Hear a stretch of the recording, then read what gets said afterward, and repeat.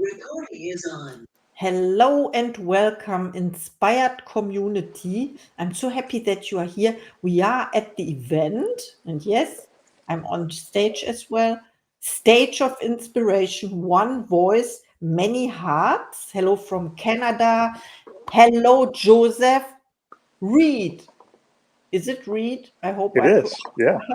Okay, I'm in Germany. I always have an excuse for not knowing the exact pronunciation, but I give my best, you know. Thank you so much for saying yes to our stage event to be the top speaker now. And I want to introduce you to the audience. Of course, we had a great podcast interview the other day. You are from West Michigan. You are the founder and executive director of Broken People Peer Support, an international mental health peer support group. In 2021, you authored the Amazon national bestseller Broken Like Me, an insider's toolkit for mending broken people. You are passionate about loving God and people through life's emotional struggles. Okay, can you tell us more about you? Or the stage is yours. Of course, you prepared something marvelous for us. I'm so happy that you are here. And now I mute myself. Thank you, Caroline. It's an honor to be here. A little confusing to navigate getting on. I didn't know if I was trying to log in separately or not, but I believe it was just Annie that had her session, right? Just before this. Yes, it was Uh, a different room because I set it up. I don't know if you see the buttons on the left side, but in the recording you will see them and they yeah, stay live so people can click on your book and connect to you via Facebook. This is amazing. yeah, that is pretty amazing. And I just caught the tail end of Annie Boon's presentation, but I thought it was very remarkable how open and vulnerable she was. I started to watch Aaron. Aaron, hi, how you doing? I started to watch your presentation. Congratulations on just the success you're having with the inspiration you're bringing really around the world.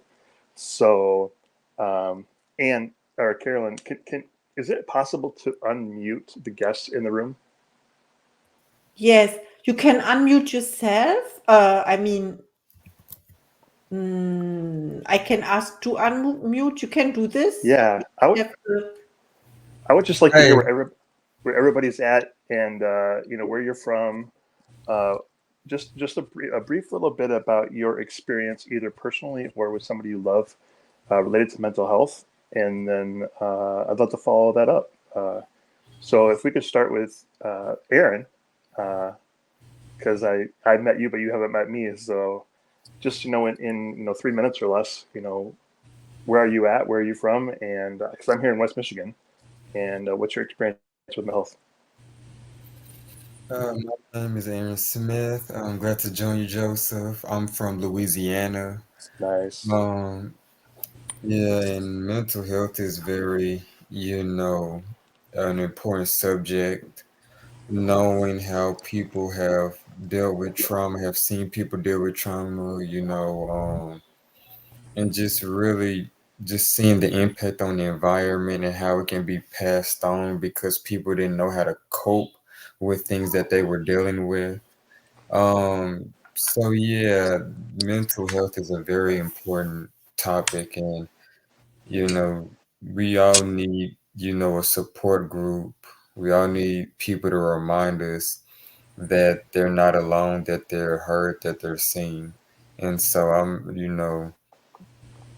growing up, not seeing a lot of people have that type of awareness. Um, and then you get lost in it too. And you have to bring yourself out of that mindset and you have to realize like you're greater than your environment and, just want to be a role model.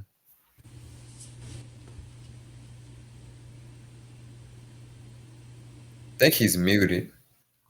Oh yeah, that's my bad. Yeah, thank you for being here, and thank you for your contribution to Carolyn's stage here. And yeah, I'd love to just learn more about what you're doing and appreciate you down there in Louisiana. I love it. Uh, is it Cherrian Angela?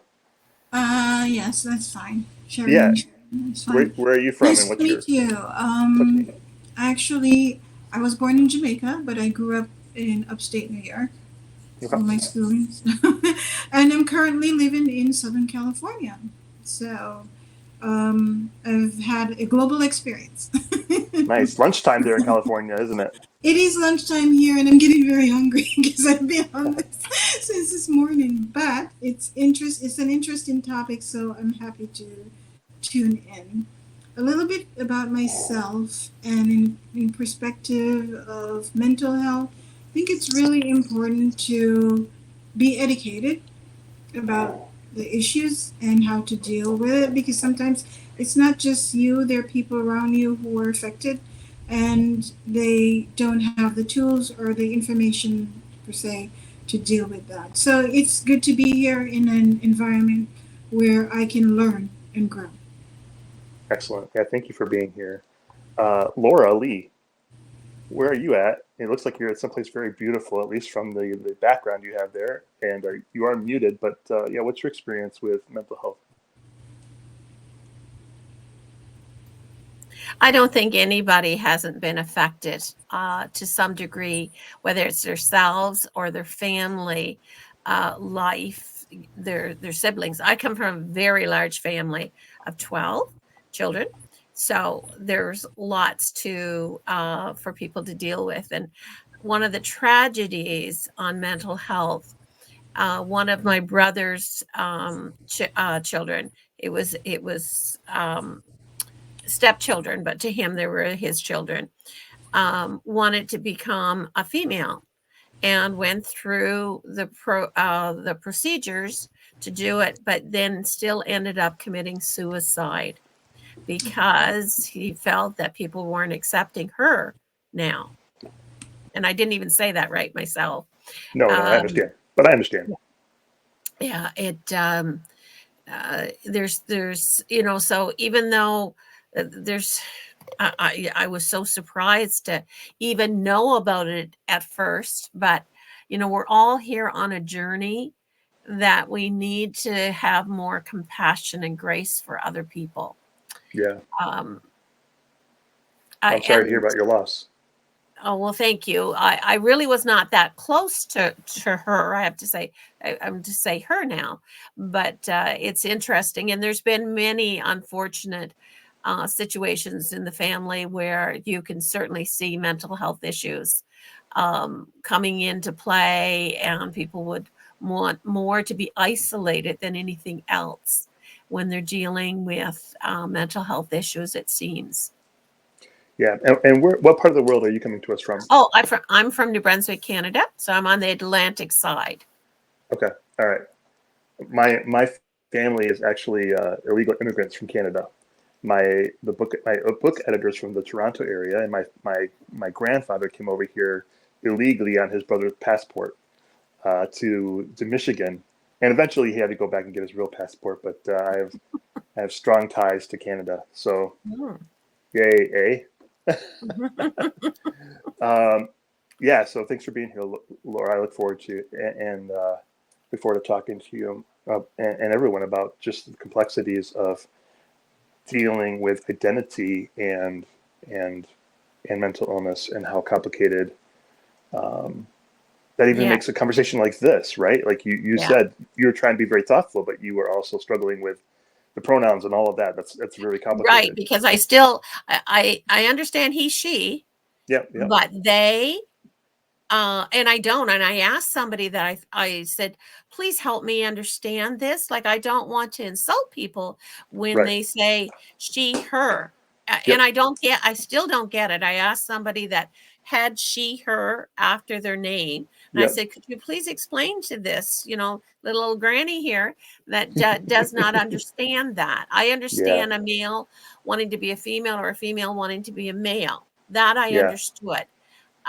But just even that, but I know that there's so much mental health issues go around with that. And that's just one small part of it. Mental health itself is so huge for so many people. And we have to be talking about it openly and find ways for people to deal with it. And I didn't understand when some people would really push it for exercise and stuff, but it's to help get the energy moving, to help deal with so much that we have in a run of a day, just for the average person. But anyway, Thank enough you. for Thank me. you, Laura. I go by Laura Lee. Laura Lee. And I'm only saying that because you may be on my podcast at some point. Oh, wonderful. Well, I'd love to, and especially if I can be in the ocean somewhere around where that is.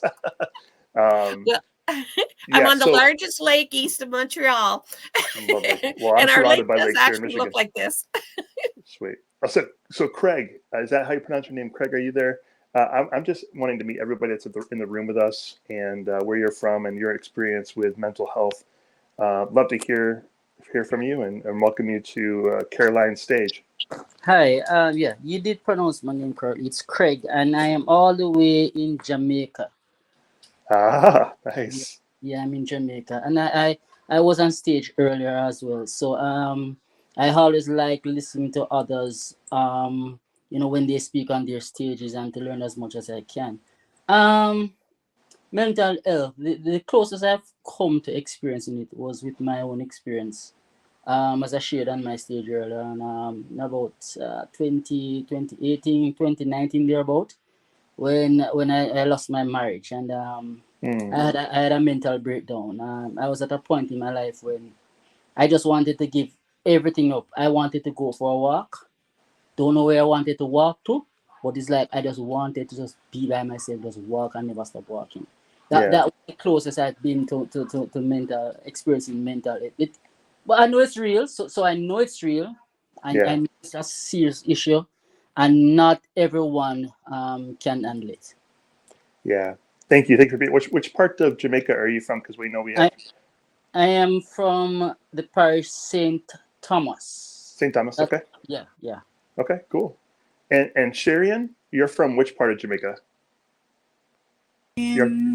I was born in St. James, but my family lived in Westmoreland, the western part. Okay. Cool. Nice. That's two Jamaicans here. We got Canada here, Louisiana. Yeah. And Annie, where are you from? And I'm sorry I didn't catch the beginning of your presentation. I was super busy this morning. Took my son fishing. I don't fish, but I was out there to catch his heart. So that's what I do. Where are you from, and what's your experience with mental health? Yeah, I'm from South Africa. Okay. I live in a nice little, what they call a little drinking town with a small fishing problem. Yeah. That's wonderful. Yeah. My experience of mental health in the family and of my own. And in fact, it was eventually reaching a point where I decided I needed help. I recognized it.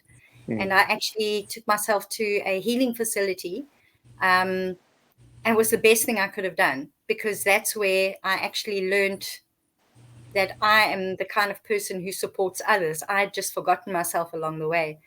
And that it was during that process of seeing so many other people struggling that you realize you're not alone. You realize there's a lot going on in this world that you're not privy to, that's hidden behind closed doors. Again, because of shame hiding it. So, yeah. Yeah, it's interesting. We have this experience in South Africa, in Jamaica. Caroline, we all know who you are. Obviously, we all know you're in Germany. But can you briefly tell us your experience with mental health, and then I'll go off and address my presentation.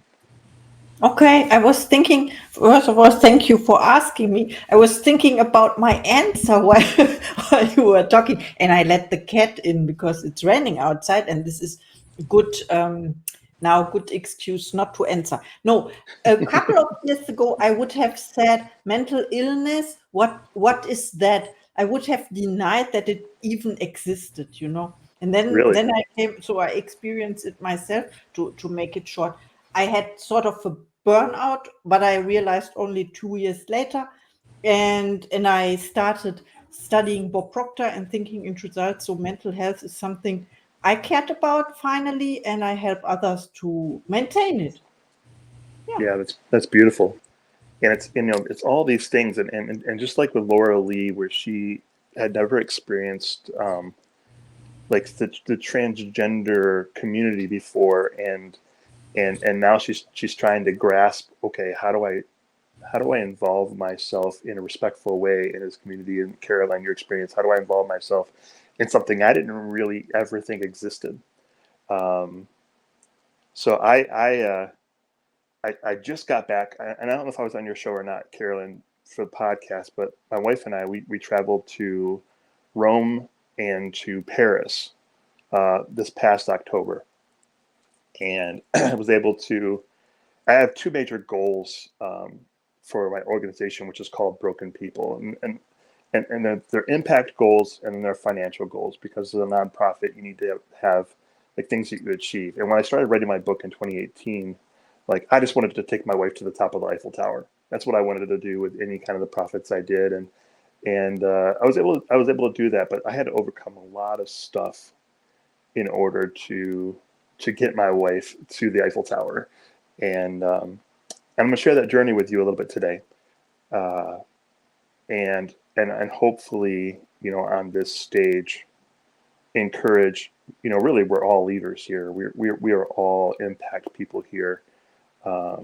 I think about my time. I spent some time in Jamaica, in Montego Bay, and I went there and I worked in central Jamaica up in the hills with a small community that was building a church there.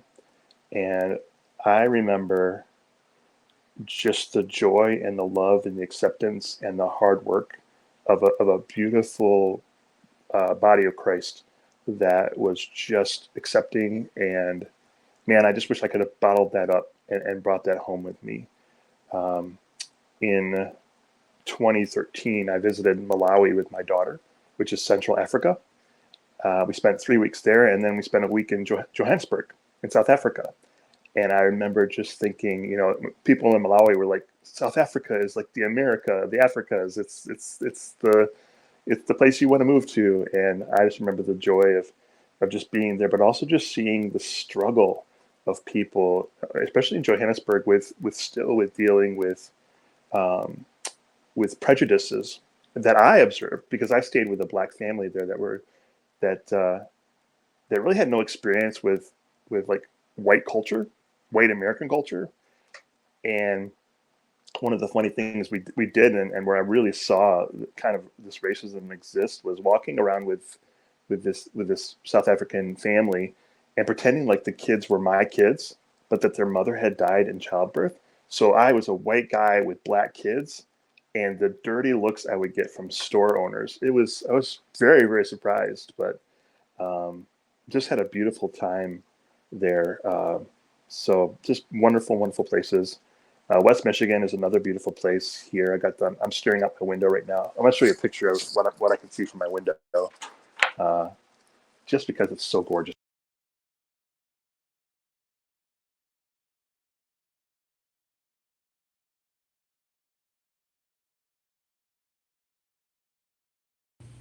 You're muted.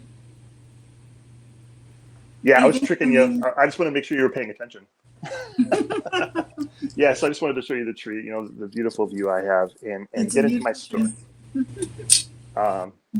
Yeah, so my name is Joseph Reid, and I started an organization called Broken People Peer Support back in 2018. Little history about that. I have dealt with emotional struggles since second grade. My second grade teacher began to notice that just a different way I tried to connect with people, other kids. It was not normal, is how she put it. And she talked to my mom and my dad, and growing up in the church, the Christian church here in West Michigan, the way we dealt with not normal was to pray about it. And there was a lot of prayer, and there's a lot of talking to God, but it didn't seem to make the situation any better. And there was this disconnect between matters of the heart and matters of the soul. And I just kind of lived with that up until I was in my early 20s. 2018 rolls around, and I'm pretty struggling. I'd actually been in and out of the hospital. I think it was it Annie maybe that shared about having to go in and get some help. Yeah, I had to go to the hospital, and I had a friend that was a pastor at my church. He was the worship pastor, so he would lead music. I want to share a picture I'll share a picture with you here of him. If I can do the sharing thing, and I'm going to try to do that right now. Can you guys share my screen? Caroline, can you see my screen? Yes, I see you. Yes. Mm-hmm. Okay, so I am going to do this. So this is my buddy Nathan. Make sure you guys can see a picture of him. It's loading. You guys see this? Yes. Yes. Okay. Yeah, this is my buddy Nathan. Obviously, we're twins. I'll let you decide on which one's the better looking one, but my vote is for me. The guy had an amazing voice, and he and I both struggle with mental health issues. And I would end up going into the hospital, and he would come visit me. My favorite food in the world is sweet tea and Oreos, and I would just devour them. And so when he would go in the hospital, I would bring sweet tea and Oreos. But there was a time when he went in the hospital where they stopped letting us bring food in. So I went and visited him, and I ended up bringing a book with me where I kind of cut out the center of the book. I carved it out, and then I lined the inside of it with glue, Elmer's glue, and then stuck some candy inside of it so that when I gave him the book, I tried to sneak it through security. And fortunately for me, they didn't look. And I got the candy in. He looked at the book and he said it looked stupid. They threw it on the ground, and all of a sudden we have candy all over the floor in a mental hospital. And that's not the safest place to have candy flying around. But it was funny. I never get caught. But he ended up dying by suicide in 2018 on January 24th. And when I try to figure out how to exit this. Yeah, 2014, 2018. And so I'm just getting used to how to unshare. There we go. I've worked for FedEx, Federal Express. It's a delivery company here. And I've been doing that for 26 years. And I got the call. I was on a delivery route. And I couldn't believe it. Like, I didn't see it coming. And it totally just kind of rocked my world. This is actually was his third attempt in the last year. And for me, I was just in denial, thinking it would never happen. And everybody else kind of saw the writing on the wall and they thought it would happen, but I was just caught way off guard. And the thing, when you have somebody like this in your life, it's kind of like your only connection to reality.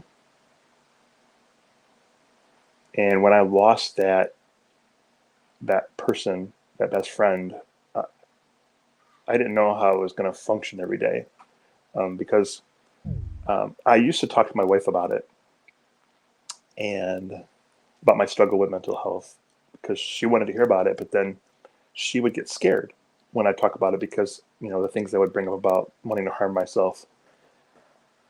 And her fear response to my struggle was anger.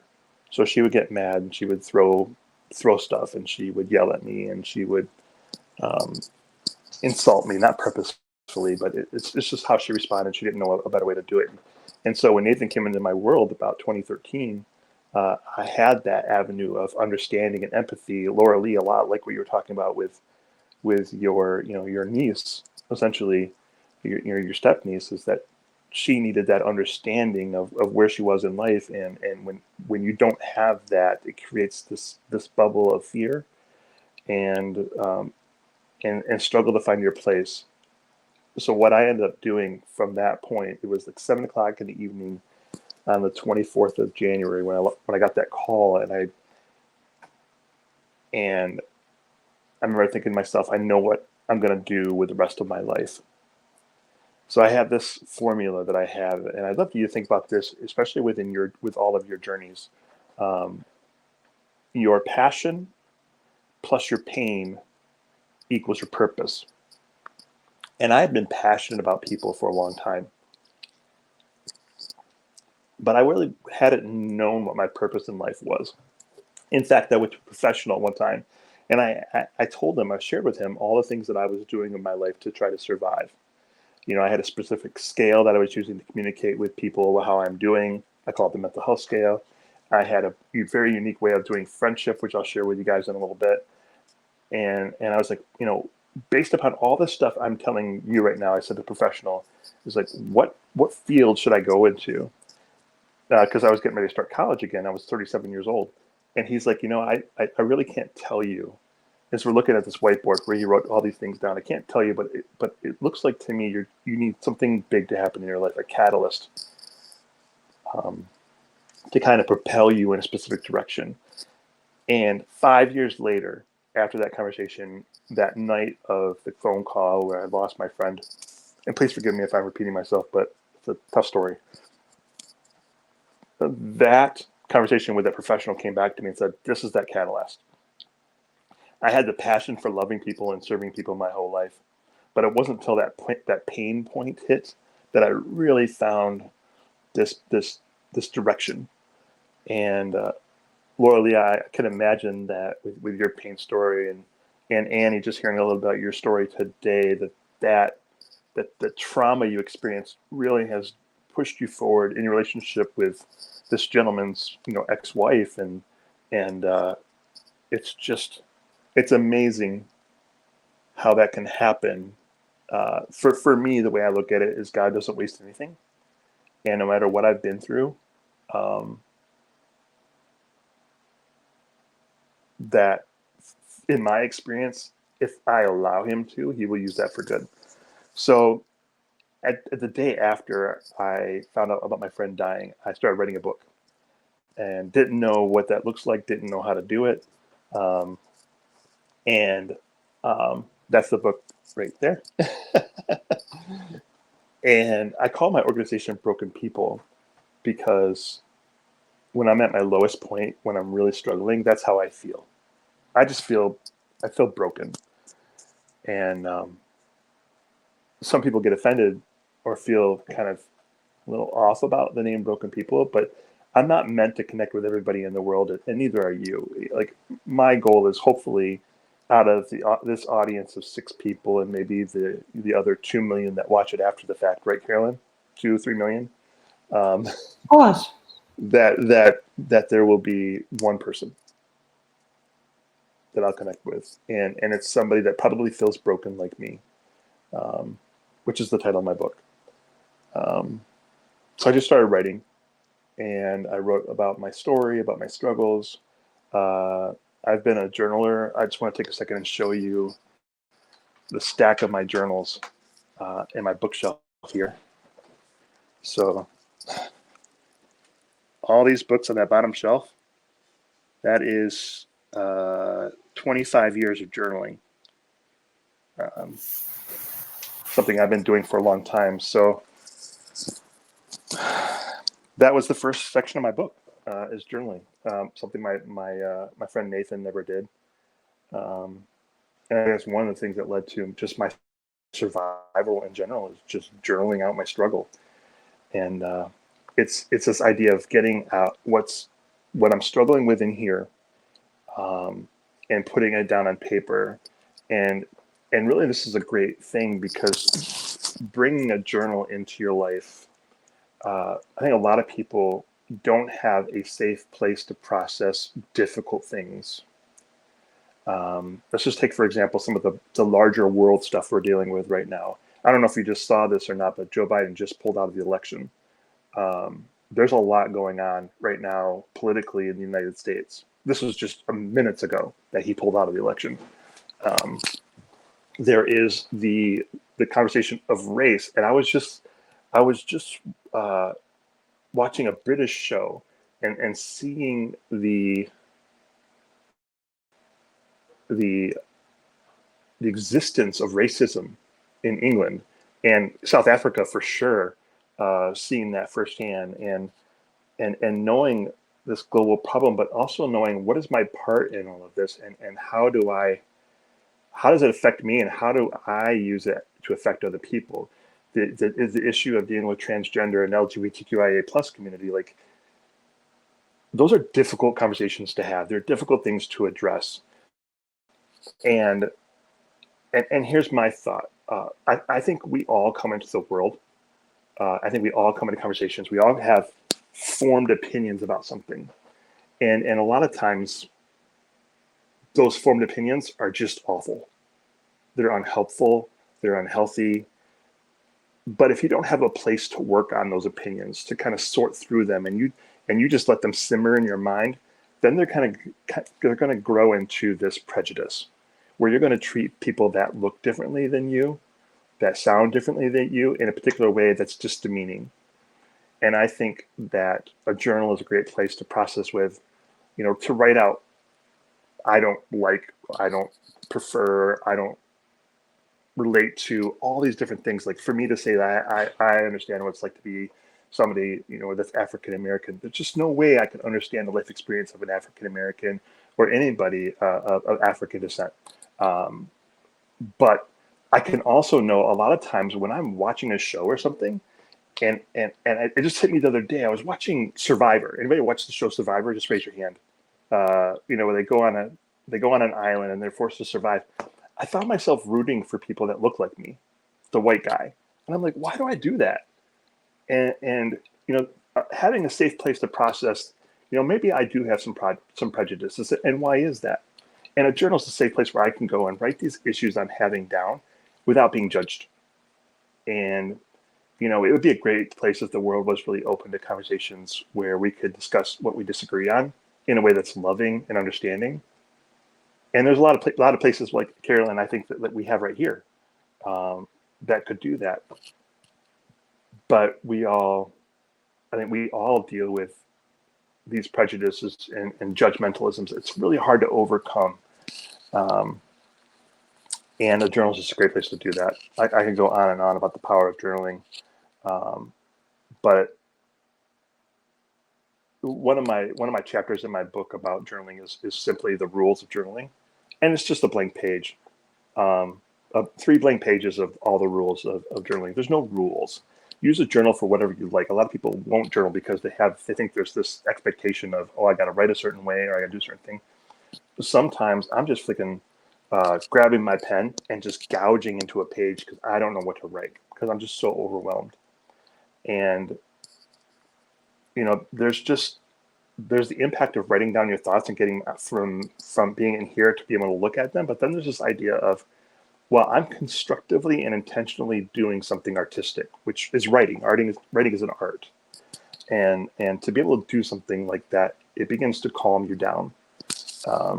And when you're in the middle of an emotional storm, there's not a whole lot good you can do to make yourself feel better in the situation, to calm things down.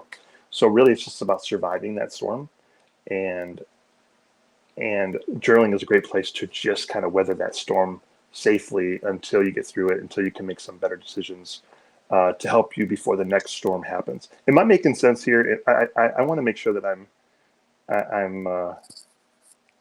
I'm making any sense. Like, I can hear myself talking, but I want to. Are we good? Okay, cool. I think we're good. I got the thumb from Aaron, so I'm good. I want to tell you a little story about something that briefly happened, and I'm keeping an eye on my time here. And it's all to make a point about mental health. That's something that's going around right now that I think I'm really focused on, is if we don't understand the cause of a problem, you can't fix a problem. And one of the books I'm going to talk about, and it's a book I've been reading right now, is this Lost Connection by Joan Hari. Whatever you're reading right now, if you're reading a mental health book, I would strongly suggest you put that one away and grab this one. I don't do this very often, but this book is just extremely powerful. I mean, my book is great. Don't get me wrong, but this book right here, it's transformative. So if you don't understand the problem, its origin, it's hard to know how to fix it. And one example of this is my last house where we lived. in Grand Rapids, Michigan, it flooded. And I don't know why it flooded. So we called a professional out. We called a professional, okay? A guy that gets paid to know why these things happen. And he comes in my basement and we start looking at what the potential causes of the flooding was. And we look at this. So in my basement, it's finished. So we had some drywall up against the concrete wall. So I was like, well, I think that the water's coming from behind the drywall. I think you have a crack in your foundation. The water's coming through. So what you need to do is you need to pull that drywall down, and then we are going to fix the crack in your foundation once we find out where it is, but we have to find out where that crack is to fix it. So I'm like, okay. We call them out. I tear the drywall down. It's a mess. They come out. They put up the waterproofing. We couldn't really find the crack, but they put the waterproofing up there, $3,000 to do this. And they had to put a sub pump in, which is water. If water gets in the basement, it flows into this pump, and the pump pushes the water outside. I'm like, great, $3,000, problem fixed. We're all good. The next day, after they leave, and they put the sub pump in. They have to jackhammer the floor in the basement. It's just a mess. The next day, it's flooded, and I'm like, well, it must not be working. So then I call the professional again. I call the professional. Hey, come out and help me figure out why this isn't working. And he determines that we didn't do enough of the wall. We only did like an 8-foot section of the wall. So we needed to do, it looked like the water was coming further down the side of the house. So I had to actually pull the shower out from my bathroom, which is the next room over. I had to pull the shower out and all the drywall in that room so we could find the crack, because we didn't find the crack before. So I pulled the shower out. I demolished my bathroom and I find a crack. I find the crack and I look at it and I think, aha, there it is. Call a professional out. I say, hey, here is a crack. He's like, that must be it. I'm like, okay. So they come out $4,000 later, put the waterproofing up, good to go. I look at it. I'm like, oh, good. We're $7,000 in debt, but the leak is taken care of. The next day, our floor floods.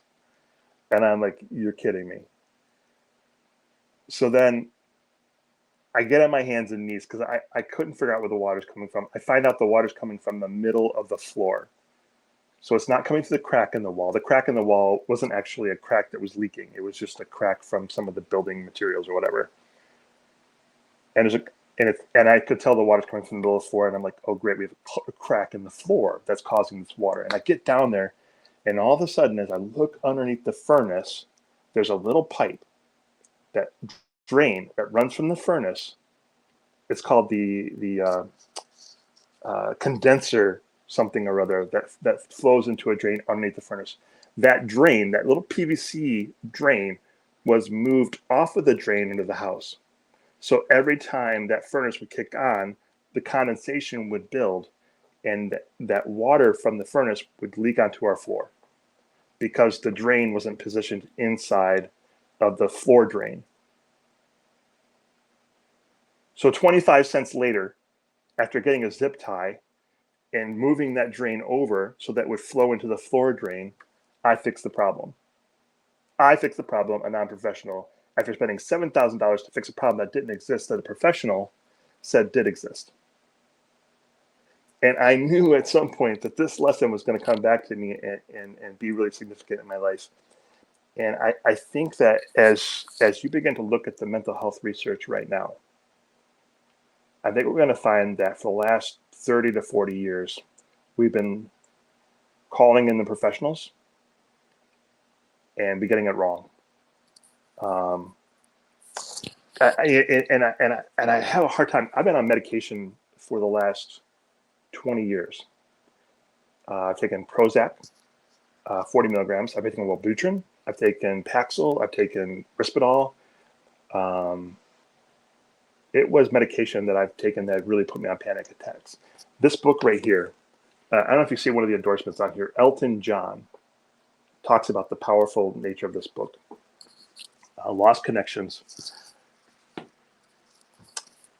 And what this book is suggesting is that what if we're wrong?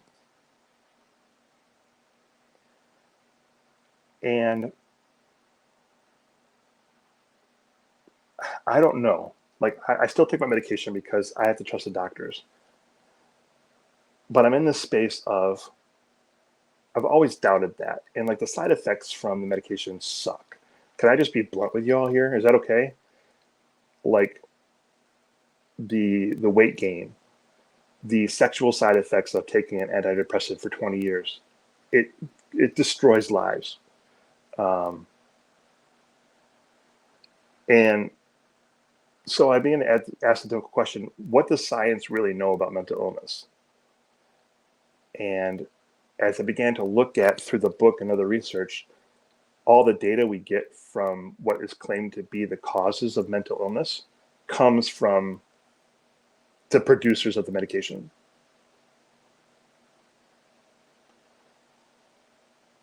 And they pay the people who approve the medication.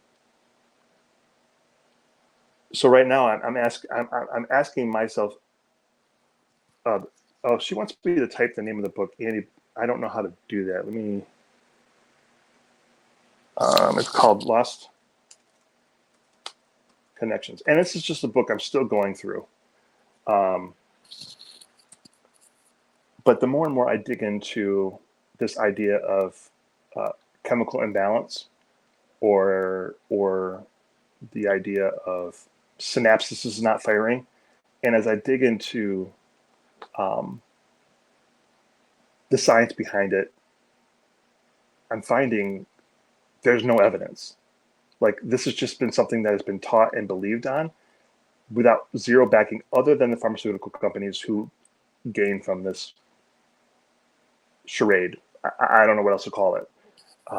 In fact, one of the studies I was reading about in this book, it talks about how, what do you call a medication that has a sugar pill? It's not an actual pill. It's, does anybody know what that's called? Placebo. Placebo. Mm-hmm. Thank you, Annie, too. Yeah, the placebo had better results than the antidepressants in a lot of the studies. It blows my mind. So I met with my doctor this week, talked about taking myself off of medications just to see how it personally affects me. And this really has to be a personal decision between you and your doctor. You know, do the work yourself. But if we don't understand the cause, and if we just throw thousands and thousands of dollars at an issue without really understanding the cause, like the pipe in my home, we could be doing more damage than good. I damaged my budget. I delayed my trip to Rome because I had to pay $7,000 to do this waterproofing thing at my house.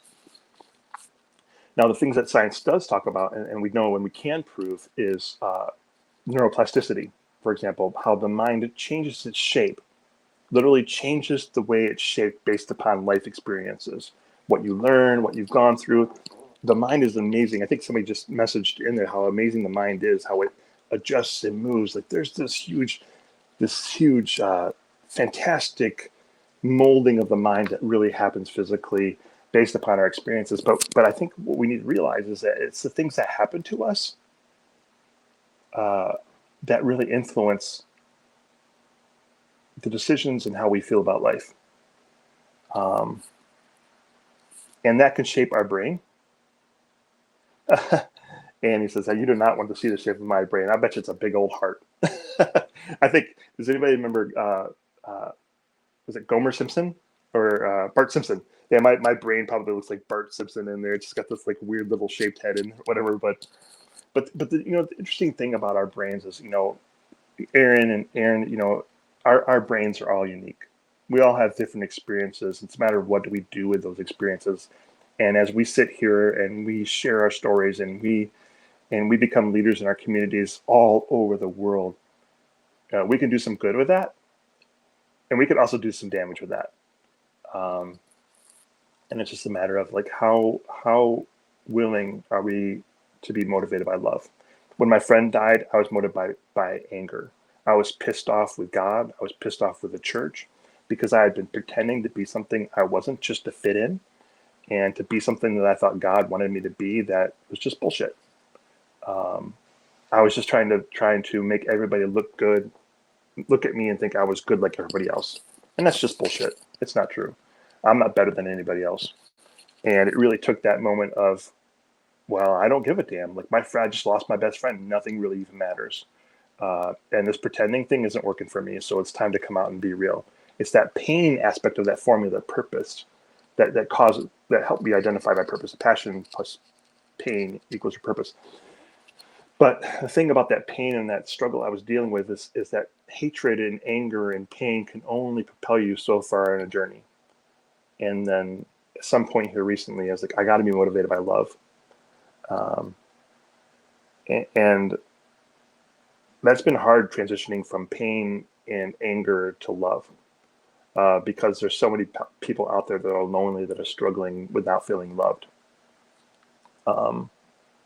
And I just realized that I can't be the savior of the world. Right now, Broken People has 1,400 members in 43 countries. And we have an online community, which I think you have a button there for that. We just have, I remember being in Malawi, seeing depressed people. Well, of course they're depressed. There's all these circumstances that really makes life really hard. And I think we need to acknowledge that. I want to tell you a little bit about how I do friendship. I want to give you some practical tips here before my time is up, because it's coming to a close here really quickly. I'm sorry, Caroline. I've just been talking. I hope this has been valuable for you. So one tip I can give you that has really been extremely transformative in my life. And again, great. If you haven't read this book down, write it down. Put whatever you're reading right now away and buy this book. This is my book. You can get this one if you want. I've heard it's pretty good. It was a bestseller, so whatever. One of the big sections here, I talk about friendship. And I talk about friendship in here because I think as adults, we suck at it. But it's also a really important part of me being well. And for the last 15 years, I've been doing this thing called Intentional Best Friends. And what it is every Thanksgiving, in America, we have Thanksgiving. It's the last Thursday of November. I try to remember, especially with my international community, that it's not the same for everybody. We give thanks, and it's an important holiday for me to be reminded that I have so much to be thankful for. And on this day, every Thanksgiving for the last 15 years, I go through a list of all of my friends, and there's a few hundred of them, people that I would, that are acquaintances, they're friends. I go watch a movie with them, or they might be somebody I would, share a certain amount of feeling or history with. And I would say, which one of these friends do I highly value that in the next year I would want to be like them in a specific area? They're close to me. I admire them. They're older than me. They're younger than me. They have a different life experience than me. And I really respect them a ton. And then on Thanksgiving, I write them a letter. And generally speaking, it's been about 10 people. This year, it's only 4 people. I write them a letter and I say, hey, for the next 365 days, would you commit to being on a journey with me in something I call Intentional Best Friends, which is this like covenant between a small group of guys that says, if I ever need anything, I can come to you. And here's the other side of relationship, because if there's no relate part of relationship, then the ship won't float and everybody dies. So if I ever need anything, I can come to them. But if they ever need anything, I want them to know they can come to me and depend on me. It's this commitment to one another for the next 365 days. But this commitment also takes away the excuse from me when I say, well, nobody loves me. Well, I have a list of people from Thanksgiving that signed up who said they love me. And, you know, this might seem silly, but like on Christmas or birthdays, like if I've only got like $50 to spend on Christmas to give to my friends, like how do I decide who I'm going to give it to? Or if I've got 10 friends that want to go out and hang coffee or go watch a movie or go check a soccer game out or whatever, you know, how do I decide? Well, I have a list. And if I have an intentional best friend, one of these 4 guys currently in my life, the name is Mike, David, Joe, and Ben. If they're like, if one of these guys comes to me and say, hey, Joe, I'd like to get some coffee. And then I've got one of these other friends who I love, you know, they're, say, my friend Jason. They both call me, I want to hang out with them. For me, it's a no-brainer. I'm going to hang out with my friend Ben first, my intentional best friend. It takes the decision, it takes the guesswork out of it. I don't have to feel guilty because I made a promise to these guys on Thanksgiving. I do it every Thanksgiving. A lot of times the same person will be on the next list for Thanksgiving following. And plus friendships come and go. Like, so it's not always going to be the same for us. And having this committed group of friends, like, who will text me literally every day to say, hey, Joe, how you doing? Because they signed up for this thing. It's super intentional. It's super awesome. I go into depth in my book, but it's really been a lifesaver of mine. And Nathan was one of those intentional best friends. It was the first year I had lost intentional best friend. And one of the goals to Broken People, we just became a nonprofit in the US. One of our main priorities is to end suicide. And I figure what good is a goal if it isn't big, you know? And that's what we're shooting for. We want to end suicide, but we don't want to do it alone. We want to be a part of wonderful things like Caroline's doing, and end suicide as a community, not just like, hey, Joe's going to go out there and say, hey, don't kill yourself. Well, that is not going to work. That's not going to work. Yeah. So, Caroline, I could go on and on. I'm surprised I actually talked this long. I don't like my voice. I don't like hearing myself. So please, somebody say something. Ask me a question. Or it was awesome, first of all, and we love your voice. And I'm sure I'm talking for everyone here. We enjoyed the conversation you had with us so far. I appreciate it. And I can tell you, not many people know this about me. I lost my best friend to suicide. It was a male best friend, we can say this, and it was in the year 2000.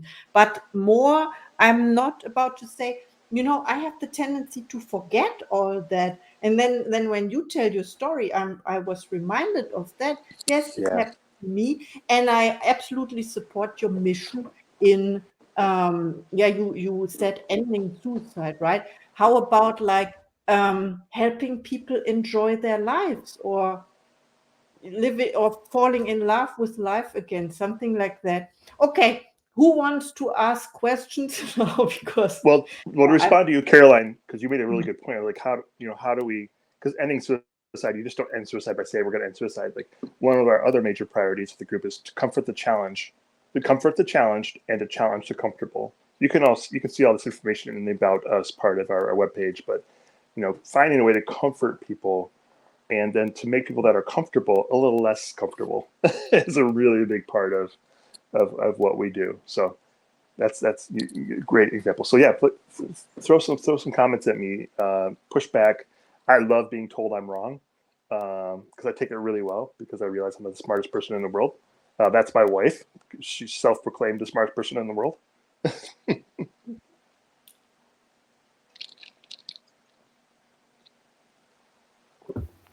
Well, Joseph, I just absolutely love the idea that you've got of the intentional friendships.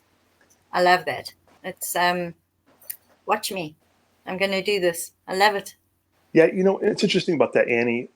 When a friend tells you, when you're talking with somebody you care very deeply, especially with one of my intentional best friends, and he just had a baby, and they had to have in vitro. Mm-hmm. And writing down specific dates of whenever one of my intentional friends tell me about a date, whatever it is, hey, I've got this big event. I'm going to write it down. I'm going to put it in my Google Calendar with a reminder. This is happening on this date, so that the day before, I will say, hey, I know this big thing's happening tomorrow because if you care, write this quote down. If you care, you know. Yeah. And one great way to love somebody more is by knowing about what's going on in their life. And you kind of just get sucked into that. And we need, especially here in the West, we need to be sucked more into people's lives. We need to have a more community-minded connection with people. And that really does require living intentionally. And I love it. I mean, in my book, I talk about one thing I did for birthdays. You guys know the Hostess Ding Dongs, the chocolate pieces. I don't know if you got these all over the world or not. They're little chocolate cupcakes, and they're called Ding Dongs. Okay. Which also is a reference to the male genitalia, but these are just chocolate. These are just chocolate cakes. And so I took it to my friend's house, and I went to his door, and I knocked on his door, and then I ran away, and I started chucking the chocolate cupcakes at his door. They're in a package, so they're not going to do anything. But in America, we have this thing called Ding Dong Ditch, where you go up to somebody's door and you ring their doorbell, and a lot of times you'll literally poop on the doorway. It's like a prank you pull on somebody. But this was me throwing cupcakes at their door. Well, the funny thing is he had one of those Ring doorbells, so he had a video of me doing all of this, and I was trying to surprise him. And it can be overwhelming when you go to an aisle of cereal, and when your wife says, "Buy a box of cereal." Well, there's hundreds here that we have in the States. And for me, when I want to be creative with my relationships, if I've got 150 friends, it's really hard to think creatively about each one of those friendships. But when I have 4, to be able to invest in those 4 people using my heart and my creativity, it gives me space, and it takes the stress out of it. And it takes the stress out of, where my focus needs to be. So yeah, Annie, it's been a game changer for me. And again, I talk about my book for like 100 pages, the complexity. I talk about toxic friendships and how using the word toxic friendship is a toxic thing. I'm so sick of the word toxic friendships because I think all of us have a level of toxicity to us, and everybody needs a friend, especially toxic people. So especially toxic people. And so, like, I address why I don't like the word toxic people or toxic friends, and how do you create healthy boundaries around people that are not necessarily healthy for you, because that's a thing, right? Yeah, big time. Yeah, I don't know what I'm talking about. No, I understand. I love it. I love the idea. I'm going to implement this. Watch. Caroline, will you be my friend? We are already. Yes. Yeah. Think very hard about it. Think very, very hard about it. And so what I do with my letters is I write the letter in hand letters. I use really fancy paper, and then I seal it in wax. Nice. So I melt the wax on there, and I make a presentation out of it. This year, my friends don't know this, but this year I'll do the same letter. Thanksgiving in November, I'm going to do the same letter, but I'm going to include a key to my house. Wow. I'm going to give them a key to my home and say, I trust you this much. And I'm going to make it kind of a really nice, fancy key. Yeah. So make something, be yourself. Bring yourself to the conversation, because you're all creative. You're all unique people with a unique past and story. Beautiful. Yeah. All right. Who's next? Bring it. Let's do something. Aaron's smiling. I know you got something, Aaron. What are you thinking, man? Come on. Hit me. What are you thinking? We just, going back to what you said overall is going back, prioritizing our mental health. And when we do that, we can show up for others in a wonderful way. Yeah. One of my speeches when I was on Stage of Inspiration was choose how you show up each day and let it be in a wonderful way. I think sometimes we have to remind ourselves, like, we need to choose how we're going to show up and not let, every outside noise or opinion dictate our mood. And that can be a challenge, but just like with anything, the more that you practice it, the more that you get better at it.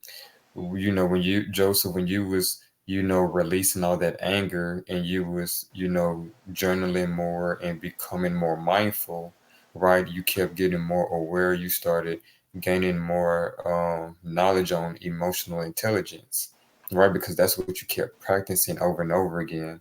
So when you really give yourself space and time and see what patterns in my life is aligned and what patterns are not aligned, now I can see what needs to be changed, and then I can start making changes. And give yourself grace too. You're not going to probably be consistent all the time doing this, but as long as that you're willing to grow, you're going to see progress. Oh man, that self-grace, bro, that is just so powerful. And I love what you're saying about going into situations. And I think two things about that. If you're going into a difficult situation, there's hope versus expectation. Expectation is it has to be this way or it's over. Hope is I hope it's this way, but if it's not going to be like the end of the world. And I've been practicing being more hopeful that things will turn out the way I would like them to turn out, but it also doesn't like basically end my day if it doesn't turn out that way. But there's this also idea of the word, and maybe write this down, called coping ahead. I think we all know what coping skills are, but a lot of times you can go into an environment, Aaron, like you were talking about, that may be difficult, and you can plan on shit hitting the fan, potentially. And what are you going to do if that shit is started to be blown on you? How do you react? You can have toilet paper in your back pocket. I wouldn't recommend it, but you can, in a lot of times you can predetermine, how do I respond if such and such is going to happen? And that can be really helpful in knowing, like, for example, Viktor Frankl, he was in the Holocaust. He wrote a book called Man's Search for Meaning. And, he chose his attitude while he was there. That's the one thing they couldn't take about him, was his choice about how he responded to things.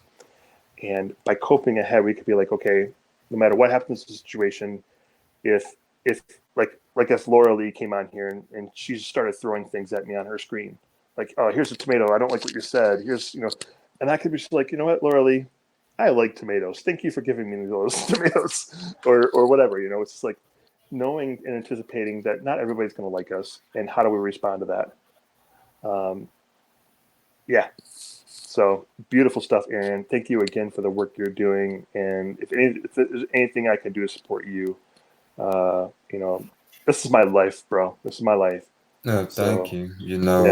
Like I said, just set your intentions. One of the best things that you can do with yourself is set your intentions.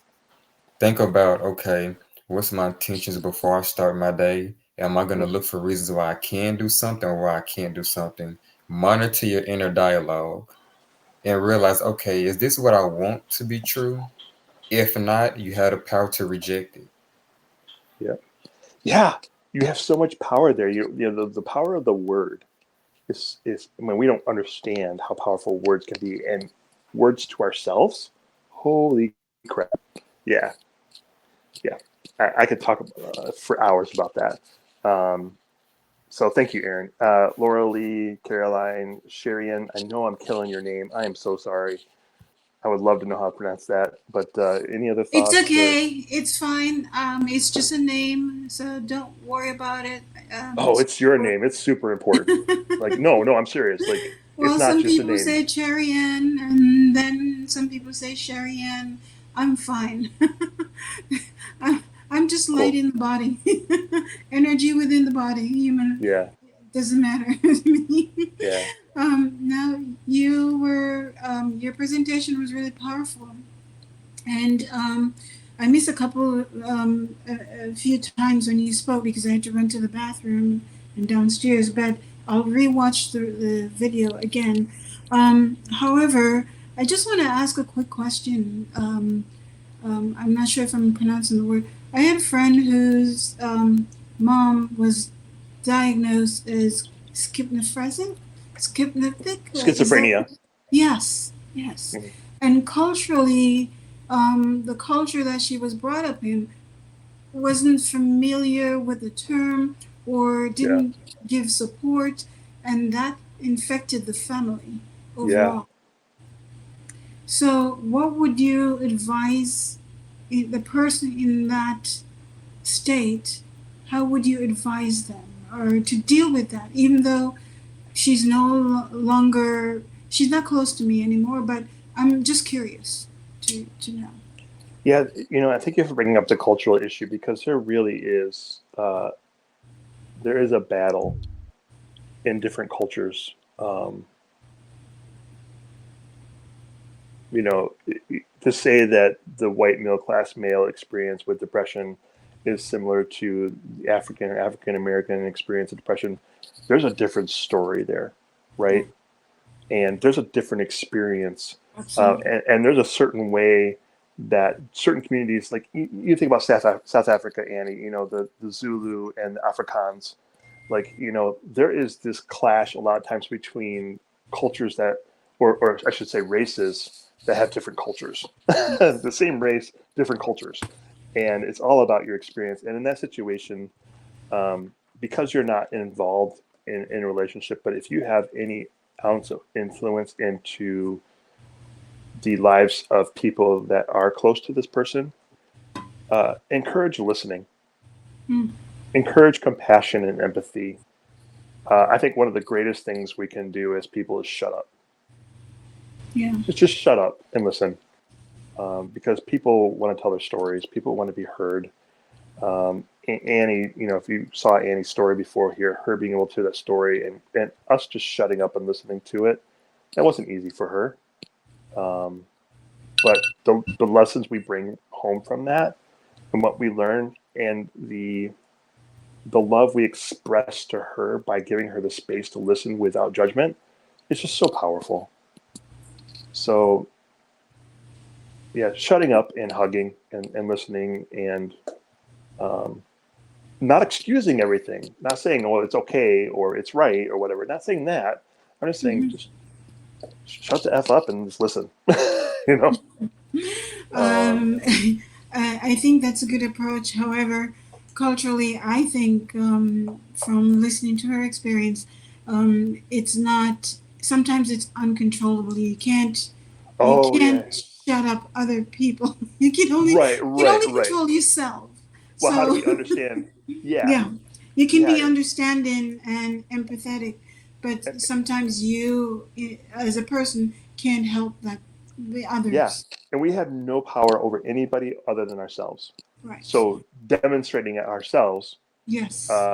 And like with my intentional best friends, they know that I'm going to be blunt with them and honest, because I don't have, with less closer friends, I'm not going to be so honest. But if you have a close relationship with them, with this person, or people in this person's community, then that gives you the passport to be able to speak honestly into their lives.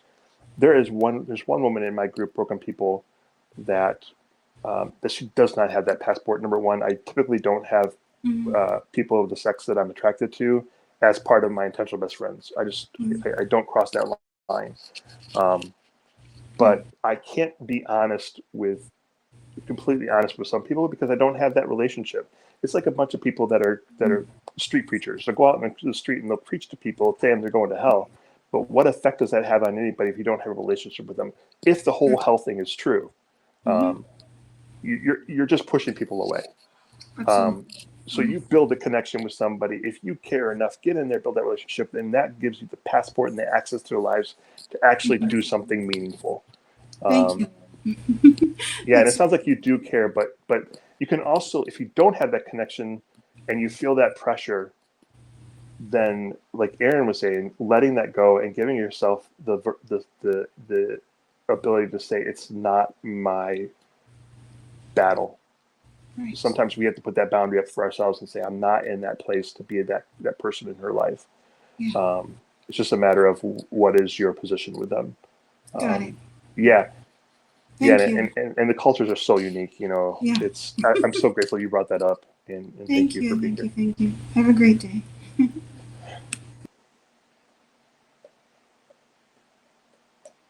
Oh my goodness, this was so good. Thank you so much. I have so many takeaways, all the books, and I have to re-listen to the replay, of course. if there's no other questions, then because we are way over time, thank you so much for your time. Yeah, so my daughter, she wrote the first chapter of my book. So if you read anything in my book, the first chapter, she wrote it, talks about her experience with me and depression. That's worth it. Everything else, everything I said, yeah, whatever. But my daughter, it's good. Thank you so much. Sure, my pleasure. Thank you for having me. And see you at the next stage event.